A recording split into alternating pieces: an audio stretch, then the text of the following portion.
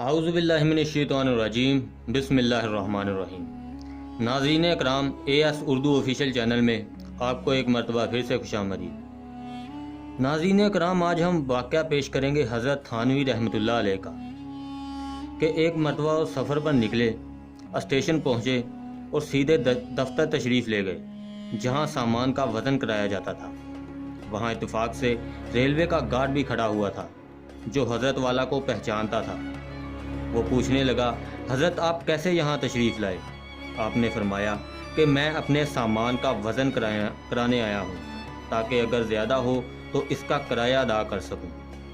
Guard نے کہا، حضرت آپ وزن کرانے کے چکر میں کیوں پڑ رہے ہیں؟ آپ سامان کو وزن کرائے بغیر سفر پر لے جائیں، میں آپ کے ساتھ ہوں اور میں ٹرین کا گارڈ بھی ہوں۔ آپ کو راستے میں کوئی نہیں پکڑے گا اور اگر سامان زیادہ ہوا تو آپ سے کوئی شخص بھی جرمانے کا مطالبہ نہیں کرے گا۔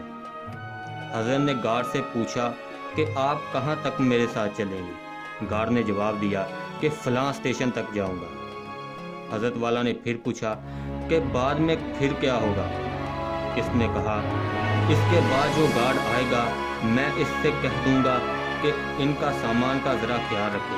حضرت والا نے پھر پوچھا، وہ گارڈ نے کہاں تک جائے گا؟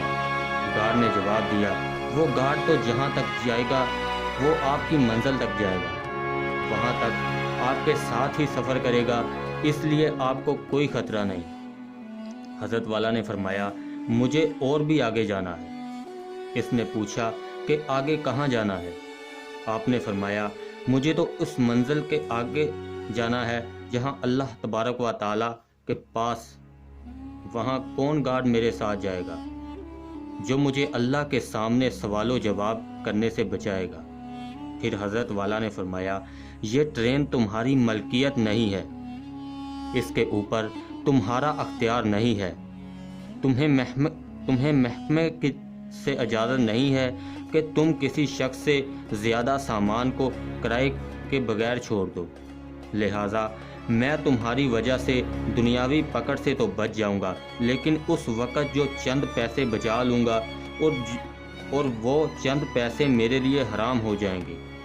ان حرام پیسوں کے بارے میں جب اللہ تعالیٰ کے سامنے سوال ہوگا تو وہاں پر کون سا گارڈ مجھے بچائے گا اور کون جواب دہی کرے گا؟ یہ باتیں سن کر اس گارڈ کی آنکھیں کھل گئیں۔ پھر حضرت والا سامان وزن کرا کر اس کے زائد پیسے ادا کیے اور سفر پر روانہ ہو گئے۔ ناظرین اکرام، یہ ہوتا ہے اللہ والوں کا تقوی۔ ناظرین اکرام، میرے چینل کو سبسکرائب، لائک اور شیئر ضرور کریں۔ انشاءاللہ اگلی ویڈیو میں